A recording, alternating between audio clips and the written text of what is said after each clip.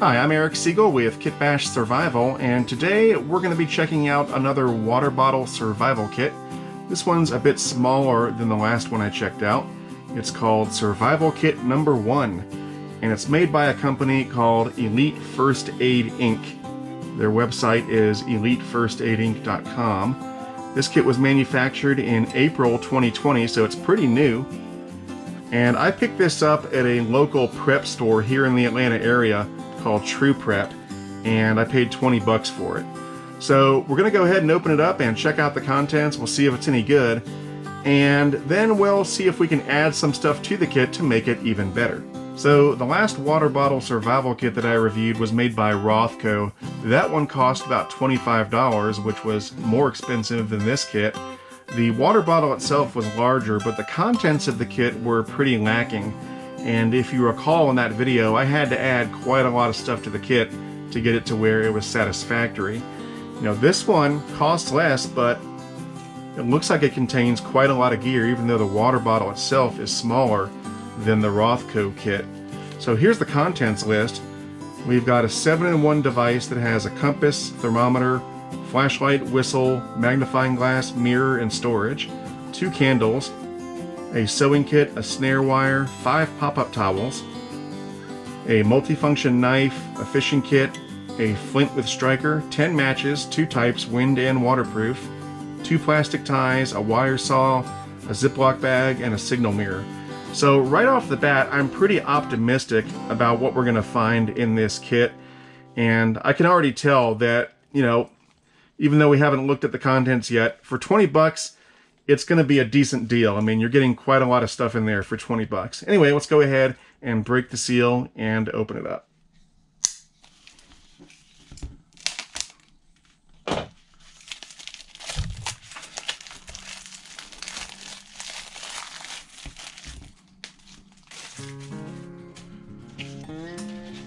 All right, let's see.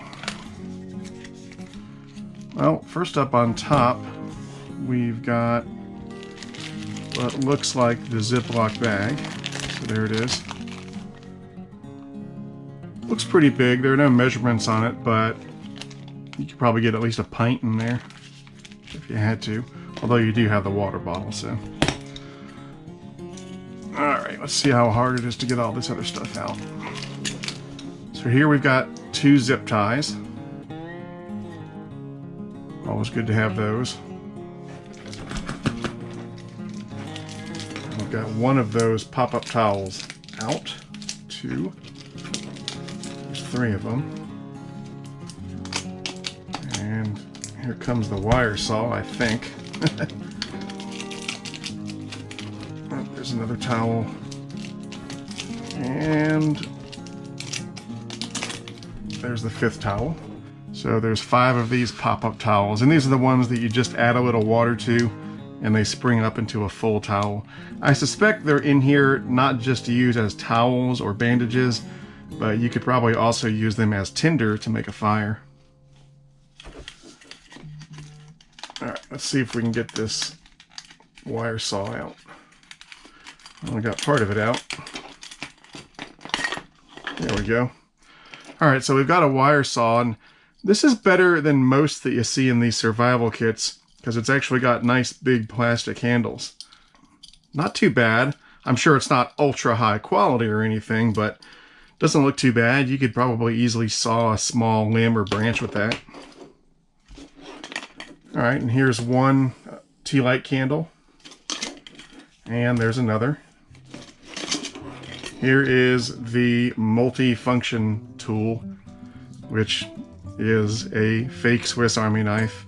And you guys know what I think of these. Stainless china, that's what it says. So, yeah, I mean, it's not going to be that great. It's going to be a cheap Victorinox ripoff. You know, it's got a really bad saw, it's got a knife, it's got a bottle opener, can opener, corkscrew, screwdrivers, stuff like that. A really bad toothpick and a pretty lousy tweezers. So, you know, not great. Better than nothing, yes, but not much better.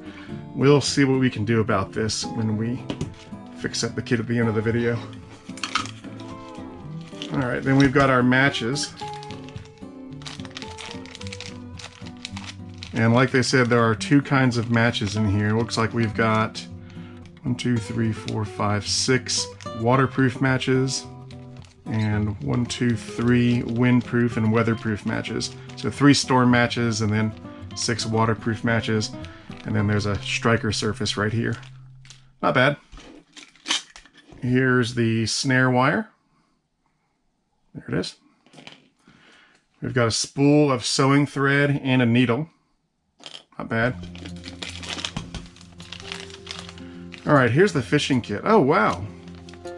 This is actually not half bad. Look at that, South Bend cane line pole. It's got a nice little spool of fishing line in there with a hook already attached and a weight, and it's got a floater. This is actually one of the better survival kit fishing kits I've seen. This really isn't that bad at all. Wow, I'm impressed. Look at that. All right, then we've got the ferro rod and striker. Yeah, seems pretty sturdy. Yeah, there we go. I don't want to do it too much. I don't want to hurt the Ziploc bag or anything, but yeah, seems like a pretty good ferro rod and striker. Then we've got the 7-in-1 tool, Impasse.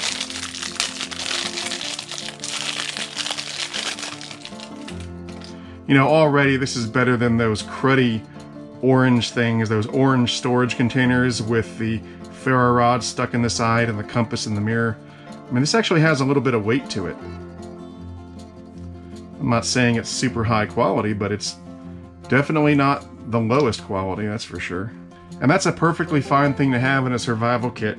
You don't have to have top-of-the-line stuff, but you just don't want to have bottom-of-the-line stuff. So far, the only really bottom-of-the-line thing in here has been the multi-tool. Everything else has been pretty good. So there's the flashlight in the end. There's a thermometer here, which looks fairly accurate. I'm not sure how accurate it is, but it says 70 right now, and it is 70 in my house at this moment. And then we've got the compass, which is correct. Got a lanyard. There's a whistle here. Oh yeah, that's a good whistle. Not bad at all. And then we've got a mirror and a little storage area. Yeah, this is not half bad. I mean, really. A decent whistle, an apparently functional thermometer, a functional compass, a flashlight, and a storage area, and a mirror, and a lanyard. That's really not bad at all. And then here's the signal mirror.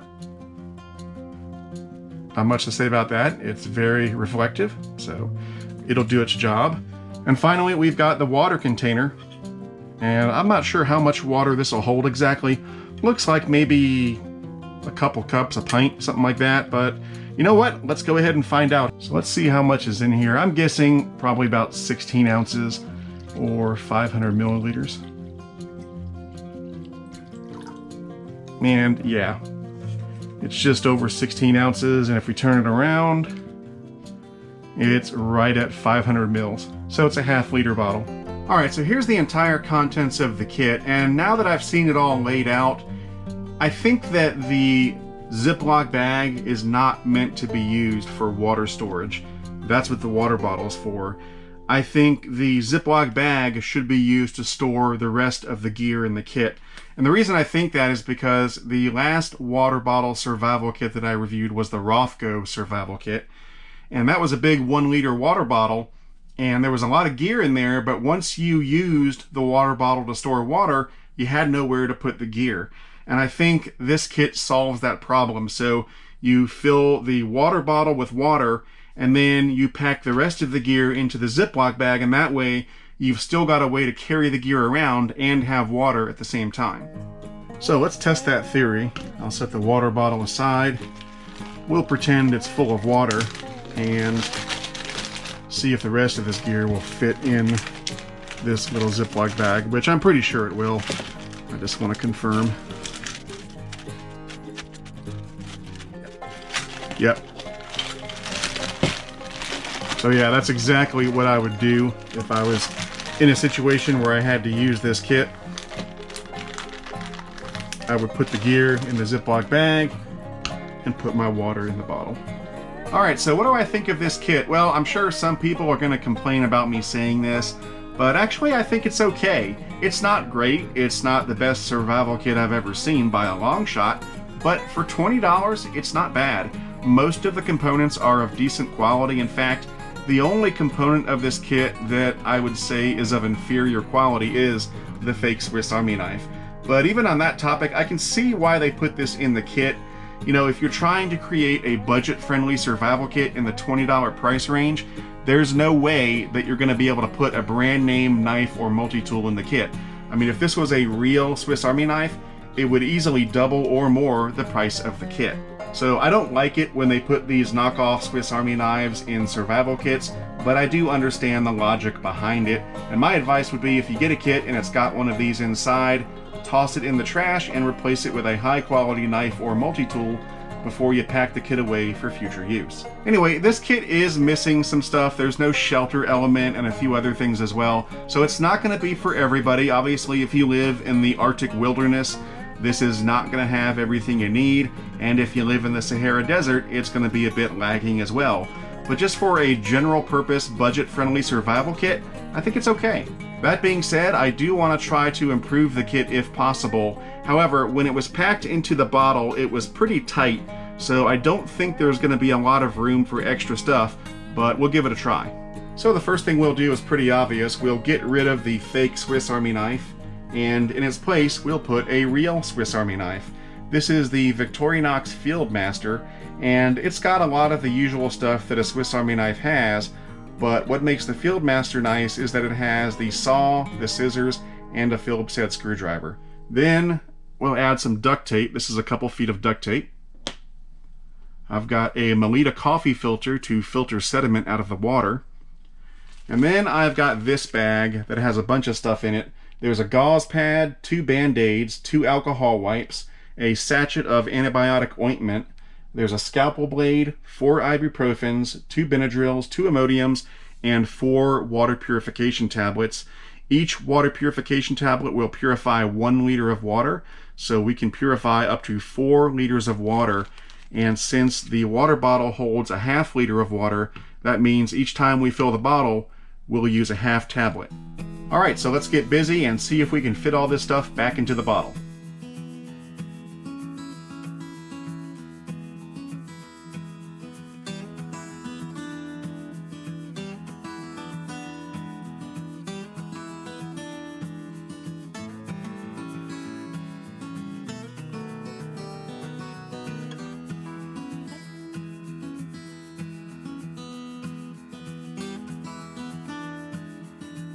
These handles on the saw take up a lot of space. If I got rid of these, it would free up a lot of space for additional gear, but I'm going to leave it as is for now.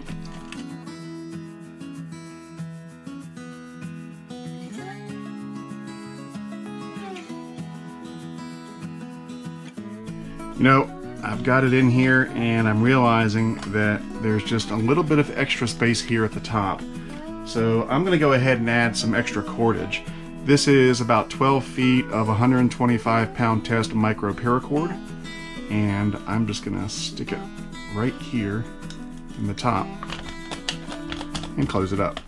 Alright, we got it all back in there. Now, as I said, the handles on the saw are really big and take up a lot of space, so at some future date I might remove that saw and replace it with a wire saw that has smaller handles. And that will free up some space, and then I might add a big lighter or maybe some candy or something like that, or both. But that'll come at some point in the future. But anyway, that's going to be it for now. This was Survival Kit number 1 by Elite First Aid Inc.